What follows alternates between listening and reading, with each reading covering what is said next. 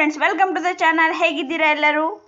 ಈಗ ಮಾವಿನಕಾಯಿ season start ಆಗಿದೆ ಅಲ್ವಾ, ಅದಕ್ಕೆ ನಾನು ಇವತ್ತು ಮಾವಿನಕಾಯಿನ ಬಳಸ್ಕೊಂಡು ಚಿತ್ರಾನ್ನ ಮಾಡ್ತಾ ಇದ್ದೀನಿ, ಅಥವಾ ಕಲರ್ ರೈಸ್ ಅಂತನಾದರೂ ಕರಿಬೋದು.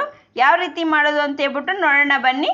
ಹಾಗೆ ನನ್ನ ಚಾನಲ್ ಇನ್ನೂ ಯಾರಾದರೂ ಸಬ್ಸ್ಕ್ರೈಬ್ ಮಾಡ್ಕೊಂಡಿಲ್ಲ ಅಂದರೆ ಬೇಗ ಬೇಗ ಸಬ್ಸ್ಕ್ರೈಬ್ ಮಾಡ್ಕೊಳ್ಳಿ. ಬನ್ನಿ ಈಗ ವಿಡಿಯೋನ ಸ್ಟಾರ್ಟ್ ಮಾಡೋಣ. ನಾನು ಒಂದು ಹುಳಿ ಮಾವಿನಕಾಯಿನ ತಗೊಂಡು ವಾಶ್ ಮಾಡಿಕೊಂಡು ಮೇಲೆ ಇರುವಂತಹ ಸಿಪ್ಪೆನ ಎಲ್ಲ ತೆಗೆದು ಕ್ಲೀನ್ ಮಾಡಿ ಇಟ್ಕೊಳ್ಳಿ. ಮತ್ತು ಮಾವಿನಕಾಯಿನ ಕೊಬ್ಬರಿ ತುರಿತಿರಲ್ಲ, ಆ ಪ್ಲೇಟ್ನ ಸಹಾಯದಿಂದ ಮಾವಿನಕಾಯಿನ ತುರ್ಕೊಂಡು ಸೈಡ್ಗೆ ಇಟ್ಕೊಳ್ಳಿ, ವಾಟೆನ ಸೈಡ್ಗೆ ಇಡಿ. ಮತ್ತು ಈಗ ಏನೇನು ಬೇಕು ಅಂತ ಹೇಳ್ಬಿಟ್ಟು ಮಾವಿನಕಾಯಿ ಚಿತ್ರಾನ್ನಕ್ಕೆ ನೋಡೋಣ ಬನ್ನಿ.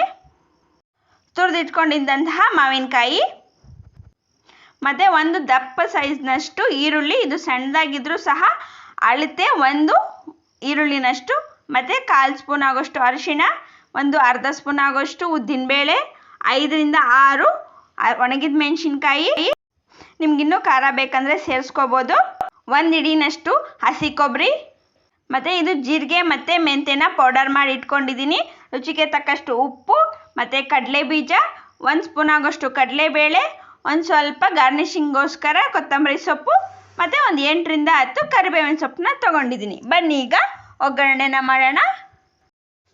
ಬಾಣಲಿನ ಈಗ ಹೀಟ್ ಆಗ್ಲಿಕ್ಕೆ ಬಿಡೋಣ. ಹೀಟ್ ಆದ ನಂತರ ನಾವಿದಕ್ಕೆ ಒಂದು 6 ಸ್ಪೂನ್ ಆಗೋಷ್ಟು ಎಣ್ಣೆನ ಸೇರಿಸ್ಕೊಳ್ಳೋಣ. ಎಣ್ಣೆ ಬಿಸಿ ಆದ ನಂತರ ನಾವಿದಕ್ಕೆ ಸಾಸಿವೆನ ಹಾಕ್ಕೊಂಡು ಚೆನ್ನಾಗಿ ಸಿಡಿಲಿಕ್ಕೆ ಬಿಡೋಣ. ಸಾಸಿವೆ ಸಿಡಿದ ನಂತರ ನಾವಿದಕ್ಕೆ ಕರಿಬೇವಿನ ಸೊಪ್ಪನ್ನ ಹಾಕ್ಕೊಳ್ಳೋಣ. ಕರಿಬೇವಿನ ಸೊಪ್ಪು ಸಹ ಚೆನ್ನಾಗಿ ಫ್ರೈ ಆದ ನಂತರ ನಾವಿದಕ್ಕೆ ತಗೊಂಡಿದ್ದಂತಹ ಉದ್ದಿನಬೇಳೆ ಹಾಕ್ಕೊಳ್ಳೋಣ.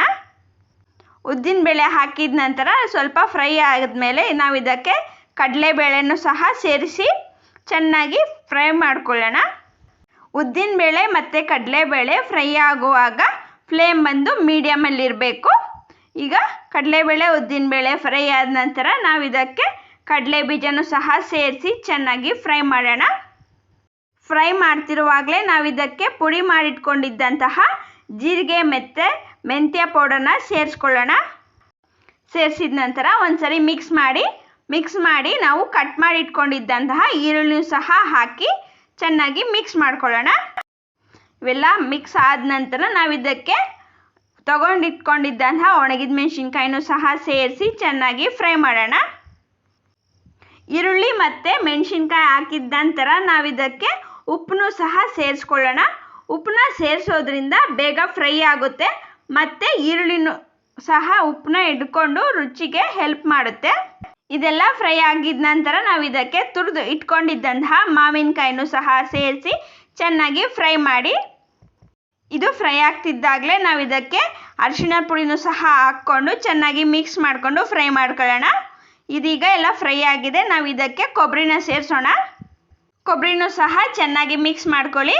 ಮಿಕ್ಸ್ ಮಾಡಿದ ನಂತರ ನಾವಿದ್ದಕ್ಕೆ ಕಟ್ ಮಾಡಿ ಇಟ್ಕೊಂಡಿದ್ದಂತಹ ಧನಿಯಾ ಸೊಪ್ಪನ್ನು ಸಹ ಸೇರಿಸಿ ಚೆನ್ನಾಗಿ ಮಿಕ್ಸ್ ಮಾಡಿ ಸ್ಟವ್ನ ಆಫ್ ಮಾಡಿ ಬಾಣಲಿನ ಒಲೆ ಮೇಲೆಯಿಂದ ಇಳಿಸಿ, ನಂತರ ನಾವಿದಕ್ಕೆ ಮಾಡಿಟ್ಕೊಂಡಿದ್ದಂತಹ ರೈಸ್ನ ಸೇರಿಸಿ ಚೆನ್ನಾಗಿ ಮಿಕ್ಸ್ ಮಾಡಿದ್ರೆ ರುಚಿಯಾದಂತಹ ಮಾವಿನಕಾಯಿ ಚಿತ್ರಾನ್ನ ರೆಡಿಯಾಗಿದೆ.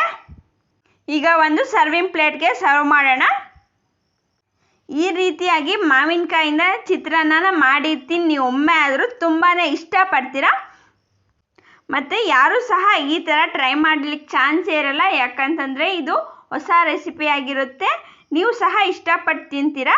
Thanks for watching. Bye bye. See in the next video.